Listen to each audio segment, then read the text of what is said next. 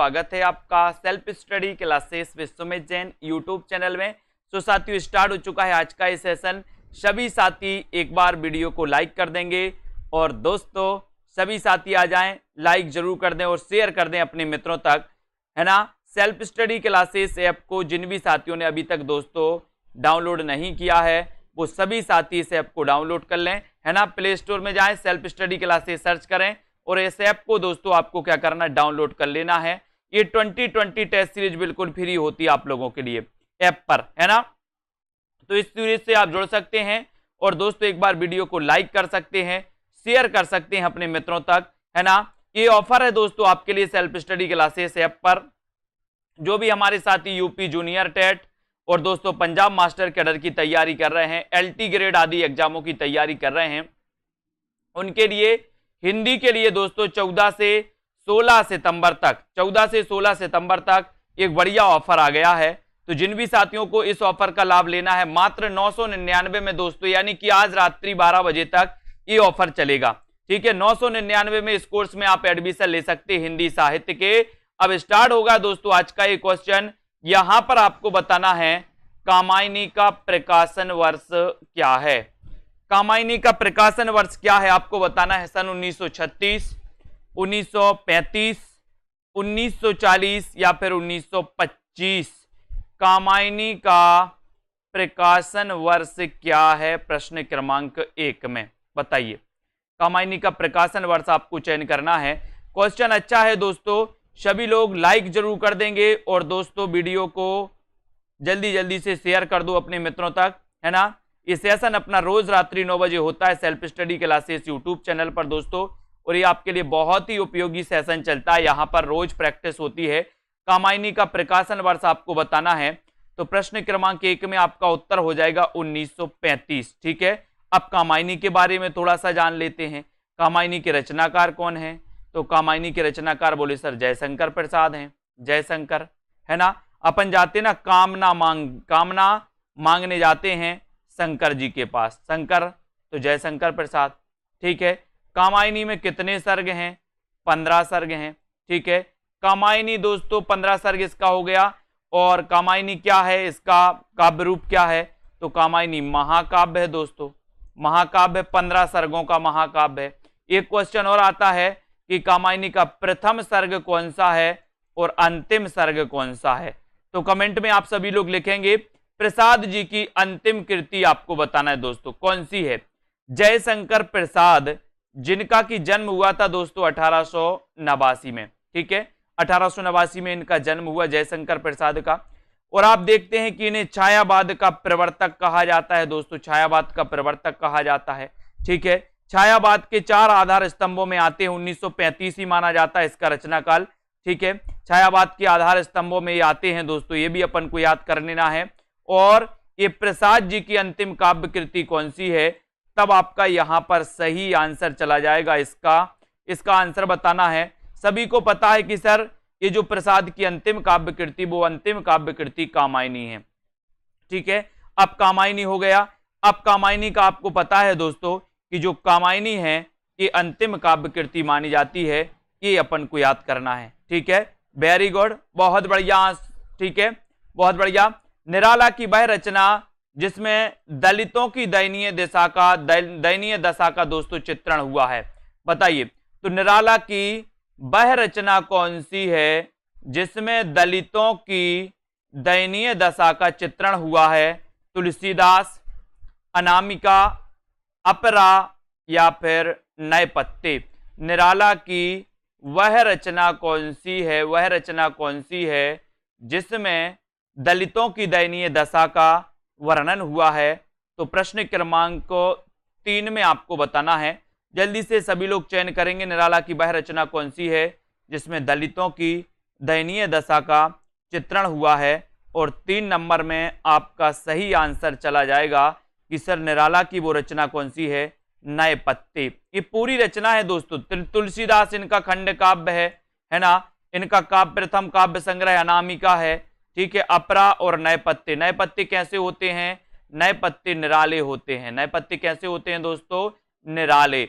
तो निराला की वह रचना जिसमें दलितों की दयनीय दशा का वर्णन हुआ है वो रचना है नए पत्ते, यानी डी नंबर आपका बिल्कुल सही है।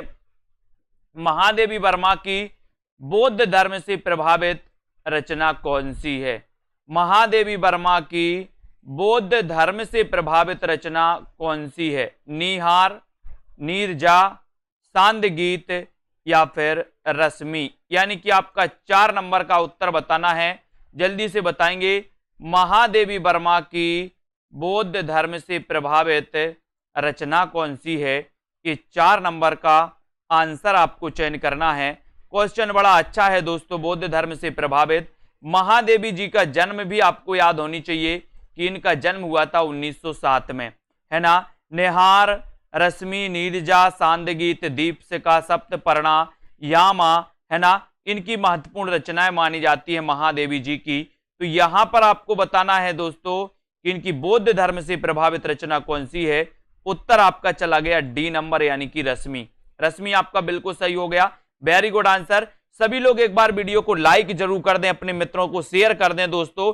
छायावाद का विष्णु किसे कहा जाता है? छायावाद का विष्णु किसे कहा जाता है?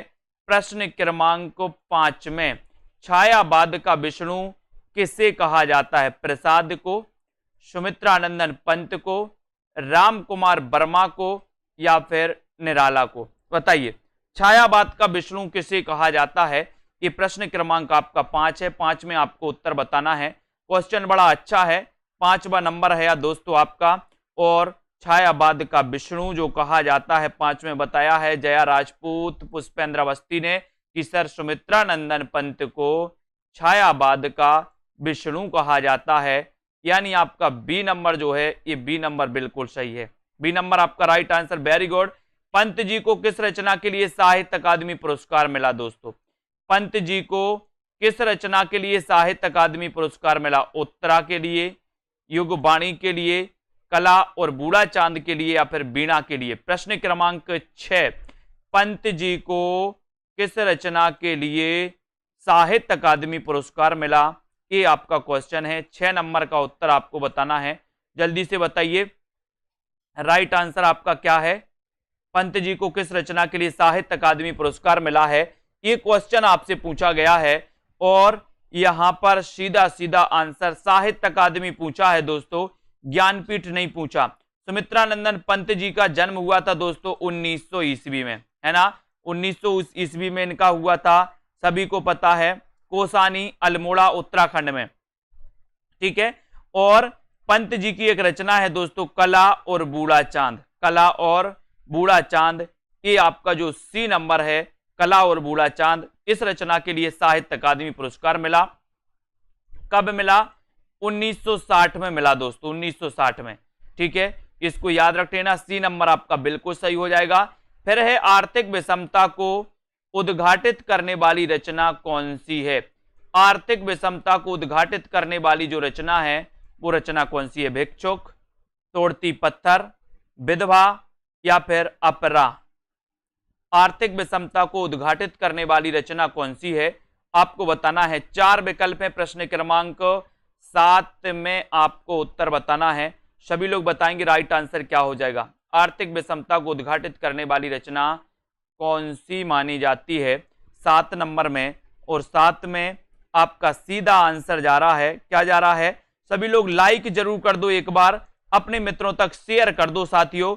और सेल्फ स्टडी क्लासेस ऐप को जरूर डाउनलोड कर लो, ठीक है, जहां पर दोस्तों आपके लिए हिंदी साहित्य का संपूर्ण कोर्स लॉन्च किया गया है ना।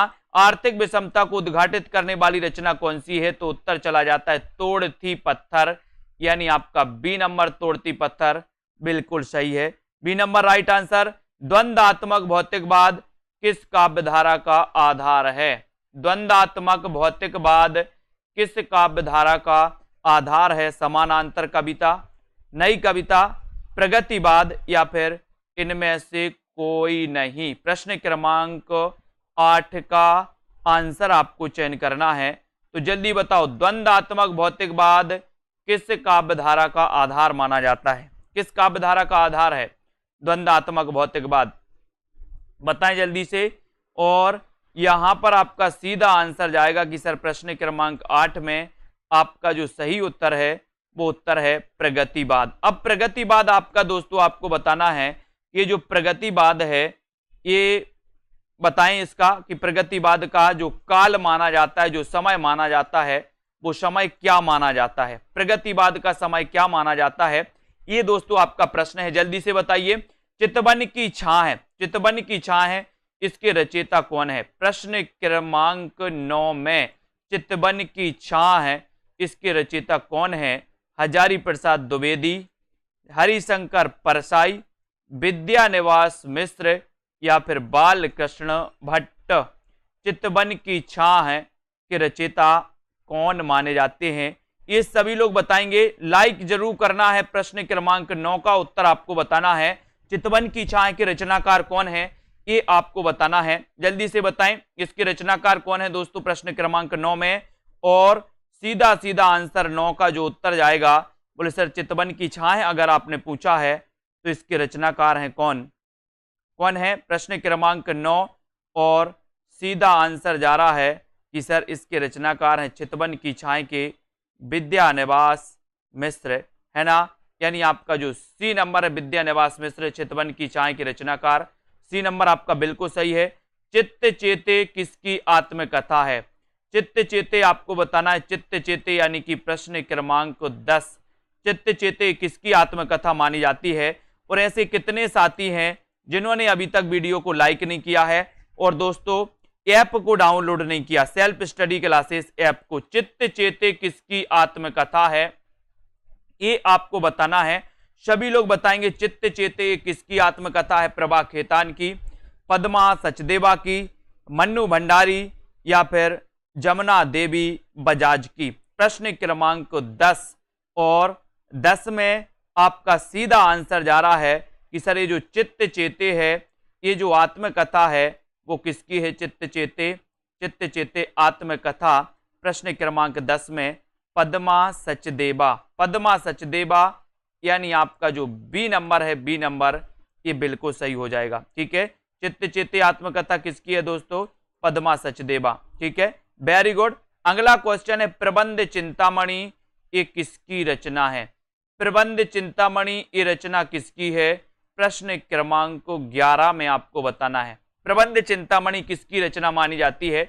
मेरु तुंग की, सारंगधर की, विद्याधर की या फिर हेमचंद्र की? प्रबंध चिंतामणि की रचना किसकी है? बताएं जल्दी से। प्रबंध चिंतामणि के रचनाकार कौन है? और मैंने आपको कई बार बताया है कि किसकी चिंता? बोले सर मेरु की चिंता, मेरु, मेरु की चिंता, है ना। तो बोले सर मेरु के प्रबंध की चिंता है, तो प्रबंध चिंतामणि की रचना मेरु तुंग की है। यानी कि आपका उत्तर 1 नंबर यहां पर बिल्कुल सही हो जाएगा, मेरु तुंग की रचना है। Very good. भविष्यत कहा, भविष्यत कहा के रचनाकार कौन है दोस्तों? भविष्यत कहा बताइए जल्दी से। लाइक कर दीजिए एक बार चैनल को और सब्सक्राइब करके शेयर जरूर कर दीजिए, है ना। और दोस्तों अपने मित्रों को बता दें कि जिन भी साथियों को सेल्फ स्टडी क्लासेस ऐप में एडमिशन लेना है वो सभी साथी ऐप में एडमिशन ले सकते हैं। और दोस्तों अभी रात्रि 12 बजे तक 999 का एक ऑफर है दोस्तों, रात्रि 12 बजे तक, है ना। तो भविष्यत कहा किसकी रचना है ये आपको बताना है। सभी लोग बताएंगे उत्तर क्या हो जाएगा आपका। और भविष्यत कहा, भविष्य के लिए बोले धन की चिंता, धन की चिंता होती ना भविष्य, है ना। अपन धन का संचय करते भविष्य के लिए। 1 नंबर आपका धनपाल बिल्कुल सही है ना। स्वयंभू की बात करें तो इनकी एक रचना है दोस्तों राउल बेल, राउल बेल, है ना। ये महाकाव्य है, राम काव्य पर आधारित महाकाव्य है। स्वयंभू अपभ्रंश के प्रथम महाकवि हैं। राम कुमार वर्मा ने स्वयंभू को हिंदी का प्रथम कवि माना है ना। तो अवधूत संप्रदाय किसे कहते हैं? प्रश्न क्रमांक 13, अवधूत संप्रदाय किसे कहा जाता है? बढ़िया क्वेश्चन है, एक बार लाइक जरूर कर देंगे। अवधूत संप्रदाय किसे कहते हैं?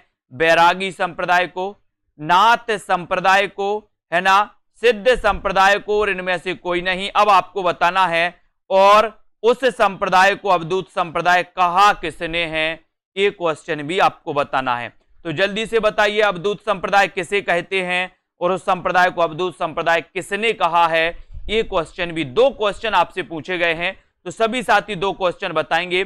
अवधूत संप्रदाय किसे कहते हैं? आपका प्रश्न है और आपने बताया नाथ संप्रदाय को। नाथ संप्रदाय के प्रवर्तक कौन है?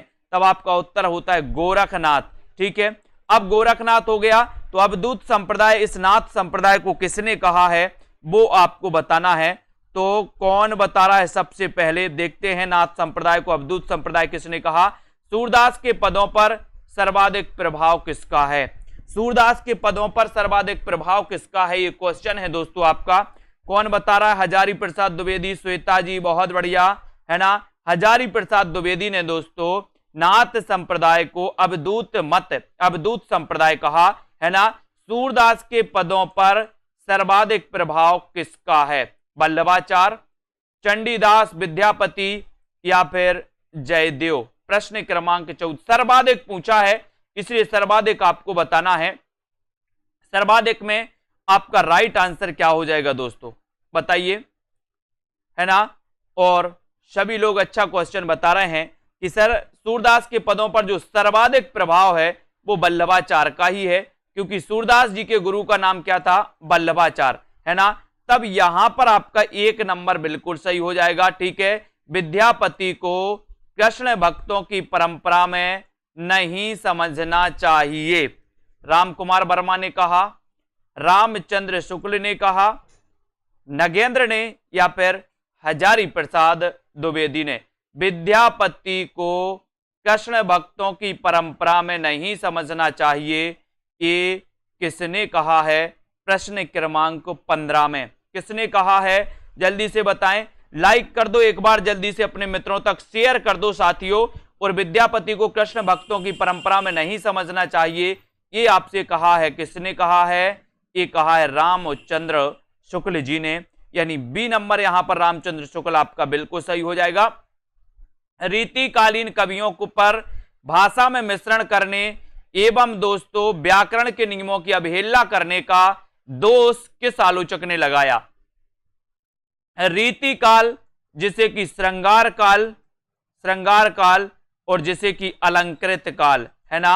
अलंकृत काल इसे मिश्र बंधुओं ने कहा, श्रृंगार काल इसे विश्वनाथ प्रसाद ने कहा, है ना। तब आपको बताना कि रीतिकालीन कवियों पर भाषा में मिश्रण करने और व्याकरण के नियमों की अवहेलना करने का जो आरोप लगाया है वो आरोप किसने लगाया है? तब आपने बिल्कुल सही आंसर बताया है कि सर वो आरोप लगाया है रामचंद्र शुक्ल ने, यानी बी नंबर आपका बिल्कुल सही है। सेल्फ स्टडी क्लासेस में दोस्तों बड़ा ऑफर चल रहा है अभी, सभी कोर्सेस में भारी छूट है आपके लिए हिंदी दिवस से 14 से 16 सितंबर तक, है ना। तो रात्रि 12 बजे तक जिन भी साथियों को लेना है कोर्स में एडमिशन हिंदी साहित्य के, वो 999 में इस कोर्स में एडमिशन ले सकते हैं, जहां पर आपको लाइव क्लास है, recorded course, topic wise test, tricky video, है ना। ये सारी चीजें निचोड़ क्लासें मिलने वाली हैं। तो अर्थ का बोध कराने वाली वृत्ति को शब्द शक्ति किसने माना है? प्रश्न क्रमांक 17 का आंसर बताना है। सभी लोग बताएंगे, जल्दी जल्दी से बताएं और लाइक जरूर कर दें एक बार। 17 का आंसर, और 17 में आपका सीधा आंसर जाएगा कि सर अर्थ का बोध कराने वाली वृत्ति को शब्द शक्ति की जो मान्यता दी है, शब्द शक्ति यानी कि दोस्तों यहां पर आपका विश्वनाथ बिल्कुल सही हो जाएगा। बी नंबर सही है। Sushma ji very good answer 17 का बी। भरत मुनि ने कितने काव्य दोष माने हैं दोस्तों? अच्छा क्वेश्चन आ गया। भरत मुनि ने कितने काव्य दोष माने हैं? जल्दी से बताइए, भरत मुनि ने कितने काव्य दोष माने हैं? आपका अच्छा क्वेश्चन है और एक बार लाइक जरूर कर देना दोस्तों। काव्य दोष और काव्य गुण अपन पढ़ते हैं, काव्य दोष और काव्य गुण अपन पढ़ते हैं, है ना। अब काव्य गुण कितने माने हैं और काव्य दोष कितने माने हैं, ये दोनों क्वेश्चन आपके सामने हैं। तो आपको पता है कि सर भरत मुनि ने काव्य के दोष भी 10 माने हैं और काव्य के गुण भी कितने माने हैं? 10 माने हैं। तो काव्य के दोष भी 10 माने हैं और काव्य के गुण भी 10 माने, किसने? भरत मुनि ने, है ना।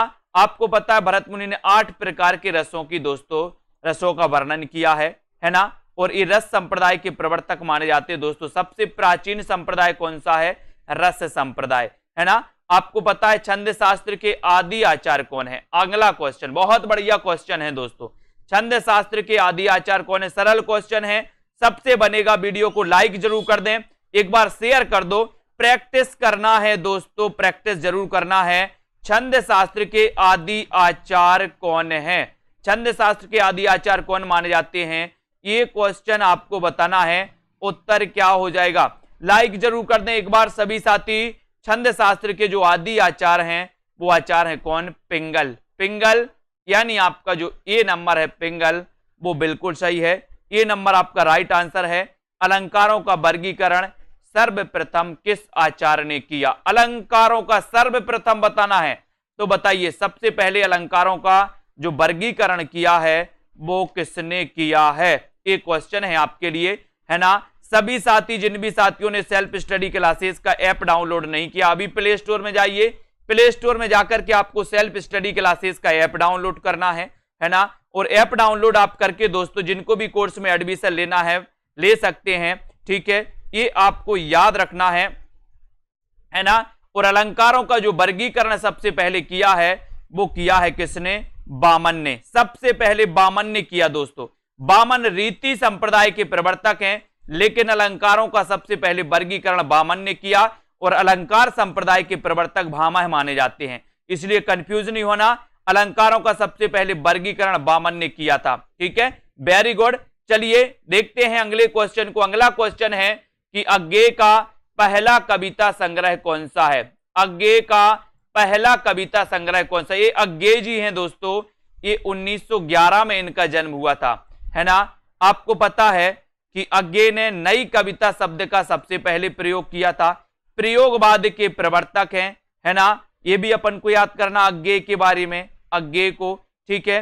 अज्ञेय को ज्ञानपीठ पुरस्कार भी मिला था 1978 में, सभी को पता है ना। और अज्ञेय का पहला कविता संग्रह कौन सा है ये आपको बताना है, कौन सा माना जाता है? कविता संग्रह बताना है। अज्ञेय के बारे में अपन ने 3 फैक्ट को जाने हैं। प्रश्न क्रमांक 1 में आपको बताना है और सभी लोगों को पता है कि सर 1 नंबर लगा दो, यानी भग्न दूत। इनका प्रथम क्या है? कविता संग्रह है, किसका? अज्ञेय का। आलोचकों ने मुक्तिबोध की समानता किससे की है? आलोचकों ने मुक्तिबोध की समानता किससे की है ये आपको बताना है। प्रश्न क्रमांक 2 में आलोचकों ने मुक्तिबोध की समानता किससे की है, ये क्वेश्चन है। जल्दी से सभी लोग बताएंगे, तुलसीदास से, कबीर से, दिनकर से या फिर सूरदास से? आलोचकों ने मुक्तिबोध की समानता किससे की है? प्रश्न क्रमांक 2 का आंसर बताना है। और 2 में आपका सीधा आंसर चला जा रहा है दोस्तों, क्या जा रहा है? कबीर। आलोचकों ने मुक्तिबोध की जो समानता की है वो कबीर से की है। मुक्तिबोध को अपन जानते हैं, इनका जन्म हुआ था दोस्तों 1917 में। मुक्तिबोध का जन्म गजानन माधव मुक्तिबोध, है ना। अब आपको बताना है कि 1917 में और किसका जन्म हुआ था, है ना। मुक्तिबोध के बारे में अपन पढ़ते हैं दोस्तों कि मुक्तिबोध जो है इन्हें फैंटेसी का कवि माना जाता है। यहां पर बी नंबर आपका बिल्कुल सही है, बहुत ही प्रसिद्ध कवि हैं दोस्तों, है ना। और ये तार सप्तक के कवि माने जाते हैं, है ना। तार सप्तक के अंधेरे में रचना किसकी है? अंधेरे में रचना किसकी है ये आपको जल्दी से बताइए। अंधेरे में रचना किसकी मानी जाती है? जल्दी से बताओ। शमशेर बहादुर की, मुक्तिबोध की, मोहन राकेश या फिर भवानी प्रसाद? बताइए अंधेरे में रचना ये किसकी है? अंधेरे में रचना किसकी है? जल्दी जल्दी से बताना है प्रश्न क्रमांक 3 में। और 3 का आपका सीधा आंसर जो जा रहा है, बोले अंधेरे में, अगर आपको अंधेरे में बंद कर दिया जाए तो आपकी क्या हो जाएगी? बोले सर अंधेरे में अगर आप बंद करोगे तो हमारी तो मुक्ति ही हो जाएगी। मुक्ति हो जाएगी तो ये मुक्तिबोध की रचना है। मुक्तिबोध की अंधेरे में बहुत ही प्रसिद्ध रचना है, कई बार पूछी गई दोस्तों, इनको याद करना है, ठीक है। नवगीत विधा का प्रवर्तक किसे माना जाता है? नवगीत विधा का प्रवर्तक किसे माना जाता है? प्रश्न क्रमांक 4 में नवगीत विधा का प्रवर्तक किसे माना जाता है? अच्छा क्वेश्चन है। सभी साथी जिन्होंने भी अभी तक सेल्फ स्टडी क्लासेस का ऐप डाउनलोड नहीं किया है वो सभी साथी ऐप को डाउनलोड कर लें और इसी प्रकार से बने रहें दोस्तों, है ना।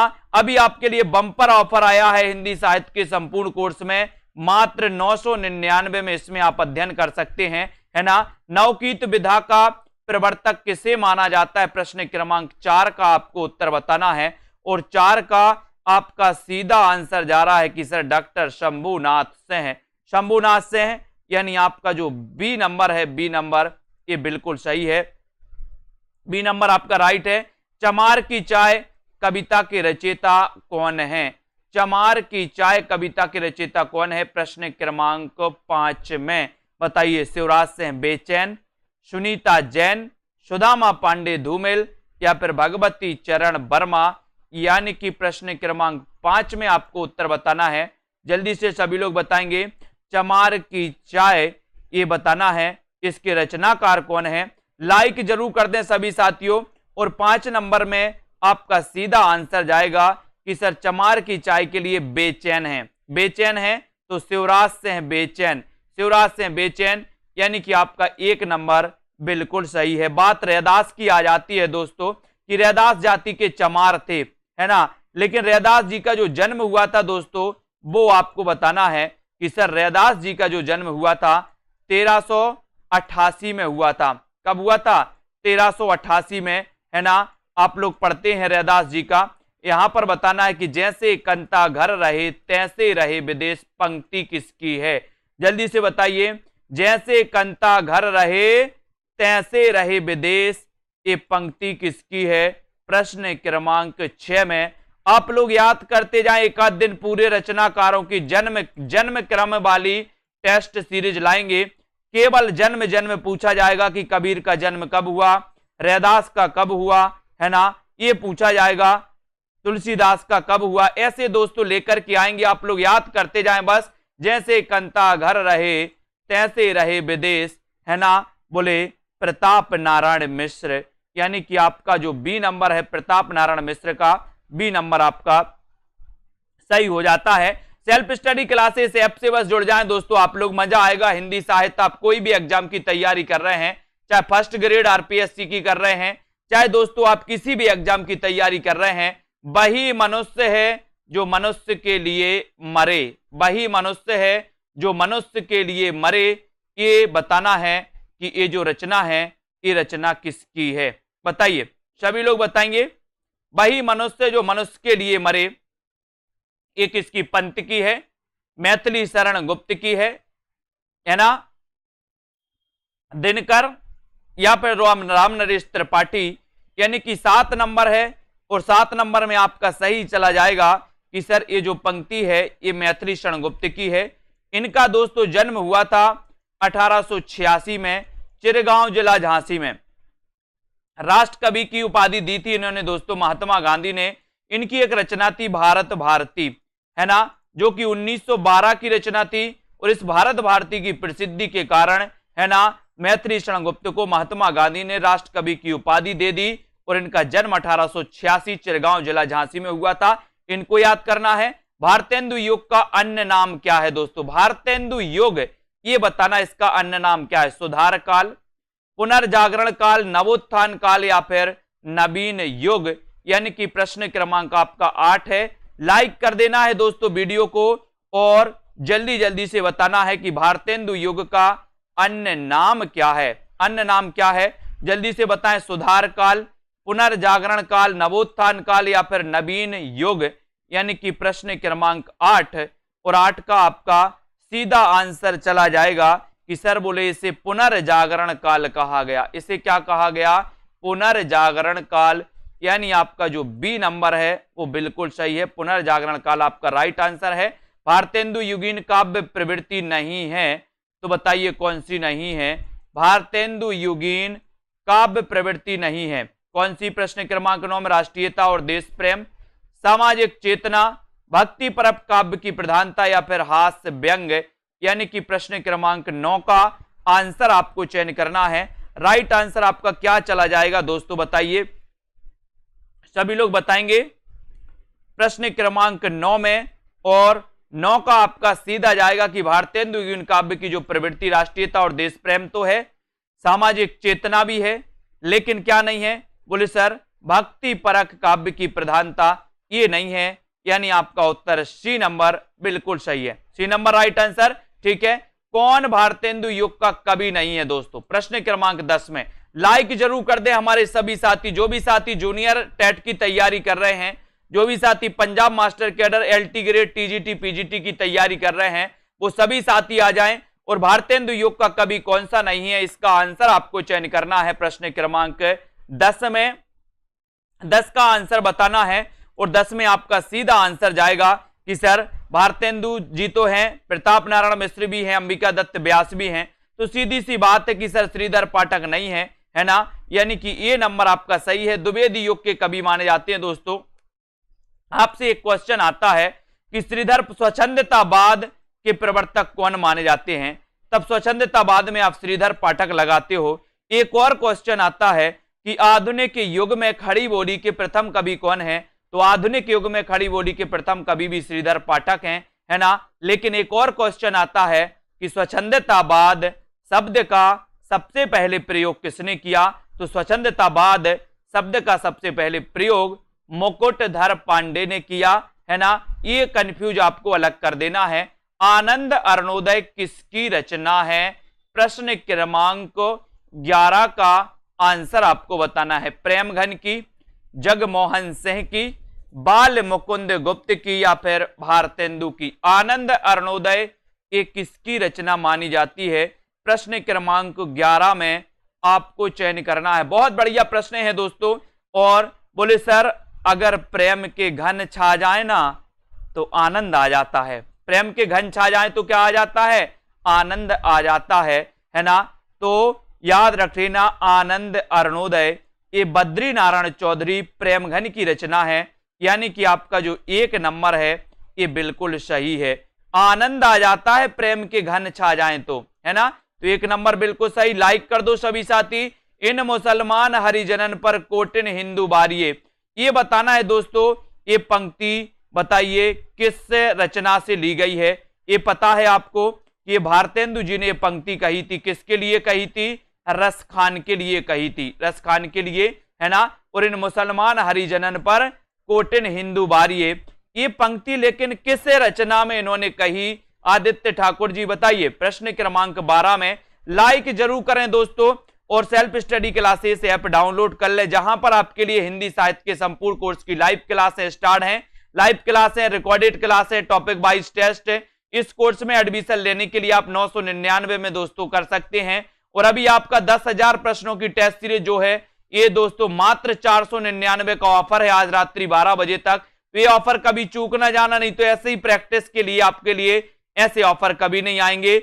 इन मुसलमान हरिजन पे कोटिन हिंदू बारिये, प्रश्न क्रमांक 12 का आंसर आपको चयन करना है। और 12 में आपको पता है कि सर उत्तरार्ध भक्तमाल में ये पंक्ति इन्होंने कही है। डी नंबर आपका बिल्कुल सही है, डी नंबर। और दोस्तों एक क्वेश्चन आता है कि भक्तमाल के रचनाकार कौन है, भक्तमाल के रचनाकार कौन है, तो आप लगाते हो नाभा दास। लेकिन क्वेश्चन आता है उत्तरार्ध भक्तमाल के रचनाकार कौन है, तो आपको लगाना है भारतेंदु। ठीक है, भक्तमाल नाभा दास, उत्तरार्ध भक्तमाल भारतेंदु। ठीक है। खड़ी बोली के समर्थकों को हठी और मूर्ख किसने कहा, प्रश्न क्रमांक 13। खड़ी बोली के समर्थकों को हठी और मूर्ख किसने कहा, 13 नंबर में आपको चयन करना है। जगन्नाथ दास रत्नाकर ने, सत्यनारायण कविरत्न ने, चंद्रावली या फिर नील देवी ने खड़ी बोली के समर्थकों को हठी और मूर्ख किसने कहा। ये अच्छा क्वेश्चन है और जल्दी से बताइए किसने कहा है। एक क्वेश्चन पूछा गया है दोस्तों, आपका सीधा आंसर चला जाएगा कि सर ये खड़ी बोली के समर्थकों को हठी और मूर्ख कहने वाले जो हैं वो हैं जगन्नाथ दास रत्नाकर। जगन्नाथ दास रत्नाकर की एक रचना आपके लिए बहुत प्रसिद्ध है, गंगा लहरी, गंगा लहरी, है ना। याद रख लेना दोस्तों, ये एक नंबर आपका बिल्कुल सही है। ठीक है, वेरी गुड आंसर। भारतेंदु मंडल के किस कवि लेखक को उस युग का दोस्तों, इस क्वेश्चन में थोड़ा सा गड़बड़ हो जाता है। अत्यंत सजग सतर्क, है ना, गहरी सूझबूझ वाला तथा भारतेंदु का सफल उत्तराधिकारी माना जाता है। तो यहां पर आपके लिए कई बार आता है कि बाल मुकुंद गुप्त को दोस्तों क्या नहीं किया जाता, भारतेंदु मंडल में शामिल नहीं किया जाता, लेकिन एक क्वेश्चन आता है आप लोगों के लिए, है ना। तब आपका यहां पर उत्तर बाल मुकुंद गुप्त होता है, क्योंकि आपको पता है कि बाल मुकुंद गुप्त को सर क्या किया जाता है, भारतेंदु युग और द्विवेदी युग की बीच की कड़ी का कवि कहा जाता है, बीच की कड़ी का कवि। है ना। लेकिन अगर इस प्रकार से क्वेश्चन कभी आए तो उसके लिए आपको याद रखना है कि आपको ये नंबर लगा देना है, बाल मुकुंद गुप्त आपको लगा देना है, ठीक है। यहां पर जपो निरंतर एक जबान, हिंदी हिंदू हिंदुस्तान, ये आपको बताना है कि ये जो पंक्ति है ये पंक्ति किसकी है। 15 में आपको बताना है जपो निरंतर एक जबान, हिंदी हिंदू हिंदुस्तान, है ना। वेरी गुड शशि जी, भक्तमाल की टीका लिखी थी प्रिया दास ने लिखी थी, है ना। अब यहां पर आपको चयन करना है और आपका बिल्कुल सही आंसर क्या है ना। जपो निरंतर एक जबान, हिंदी हिंदू हिंदुस्तान, राइट आंसर चला गया आपका प्रताप नारायण मिश्र, यानी बी नंबर आपका सही है, प्रताप नारायण मिश्र आपका राइट आंसर हो जाएगा। वेरी गुड, सभी साथियों के लिए धन्यवाद। मैत्री शरण गुप्त की वह रचना जिसने देश में राष्ट्र प्रेम की धूम मचा दी थी दोस्तों, वो रचना कौन सी है, जल्दी से बताओ। और ये जो चारों रचनाएं दी हैं, इन रचनाओं के आपको सन भी बताना है कि यशोधरा का प्रकाशन काल क्या है, भारत भारती का क्या है, जय भारत का क्या है और साकेत का क्या है, ये पूरे बताइए जल्दी से क्रम से, है ना। और गुप्त जी की वह रचना जिसने देश प्रेम की धूम मचा दी थी, वो रचना का नाम आपको बताना है ना। सभी साथी सेल्फ स्टडी क्लासेस ऐप को डाउनलोड कर ले साथियों, और वीडियो को एक बार लाइक कर दें। और यहां पर आपका प्रश्न क्रमांक 16 में राइट आंसर चला जाएगा भारत भारती, बी नंबर आपका सही हो जाएगा, है ना।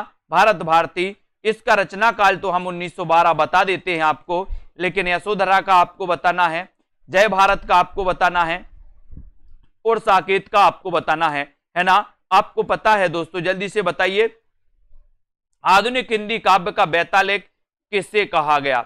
आधुनिक हिंदी काव्य, बहुत बढ़िया, वेरी गुड, बहुत सारे लोग बिल्कुल सही आंसर बता रहे हैं, है ना, बहुत बढ़िया।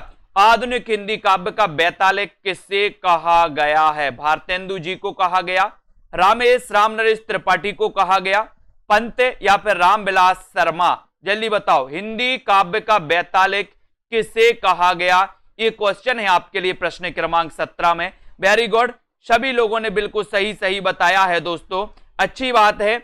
और प्रश्न क्रमांक 17 में आपको चयन करना है, लाइक कर देना है वीडियो को और शेयर कर देना अपने मित्रों तक। ये सेशन रात्रि 9 बजे होता है दोस्तों आपका। 17 में आपको चयन करते हुए बताना है, और 17 में आपका राइट आंसर है भारतेंदु, यानी कि आपका एक नंबर बिल्कुल सही है। आधुनिक हिंदी काव्य का बेतालेख कहा जाता है भारतेंदु जी को, ये number right answer. Very good, बहुत बढ़िया। भारतेंदु ने हिंदी साहित्य को एक नए मार्ग पर खड़ा दोस्तों किया, वे नए युग के प्रवर्तक थे, है ना। ये कथन आपको बताना है, ये कथन किसने कहा, प्रश्न क्रमांक 18 में आपको चयन करना है, किसने कहा है कि भारतेंदु ने हिंदी साहित्य को एक नए मार्ग पर खड़ा है, वे एक नए युग के प्रवर्तक हैं। प्रश्न क्रमांक 18 में आपको चयन करना है। सभी साथी प्ले स्टोर में जाएं, self study classes app download कर लें, है ना। और ऐप डाउनलोड करने के बाद जिनको भी कोर्स में एडमिशन लेना है, अभी तक का सबसे अच्छा और सबसे सस्ता ऑफर 999, ऐसा ऑफर ना कभी आया है ना कभी आएगा, है ना। और भारतेंदु ने हिंदी साहित्य को नए मार्ग पर खड़ा किया, ये कथन रामचंद्र शुक्ल का है, डी नंबर आपका बिल्कुल सही है। बाल मुकुंद गुप्त की साहित्यिक प्रसिद्धि का मूल आधार क्या है दोस्तों, है ना।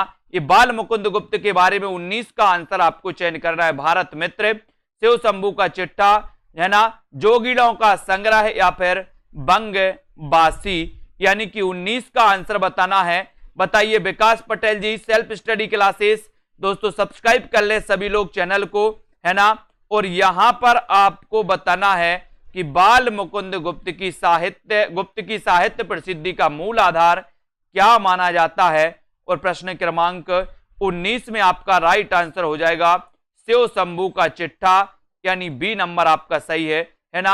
ये बाल मुकुंद गुप्त की प्रसिद्धि का आधार है शिव शंभू का चिट्ठा। और self study classes app download कर लो दोस्तों सभी साथी। हिंदी में स्वच्छंदतावाद के प्रवर्तक कौन है, आपको पता है दोस्तों, स्वच्छंदतावाद शब्द का सबसे पहले प्रयोग किया था मुकुटधर पांडे ने, है ना। अब आप कहोगे कि सर उनने तो छायावाद का किया था, तो याद रख लेना स्वच्छंदतावाद शब्द का सबसे पहले प्रयोग भी मुकुटधर पांडे ने किया था, और छायावाद शब्द का सबसे पहले प्रयोग भी मुकुटधर पांडे ने किया था। ये आपको याद करना है। और दोस्तों आपको पता है कि रामचंद्र शुक्ल ने मुकुटधर पांडे को छायावाद का प्रवर्तक भी माना है ना। और जयशंकर प्रसाद को छायावाद का प्रवर्तक ईला चंद्र जोशी ने माना है, जो DSSSB में आया था क्वेश्चन, है ना।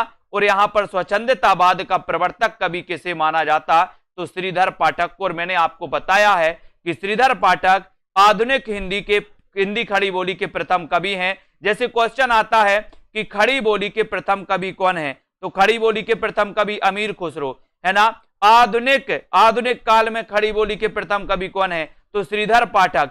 खड़ी बोली के प्रथम महाकवि कौन है, तो महाकवि कौन माने जाते हैं, अयोध्या से उपाध्याय हरिऔध माने जाते हैं।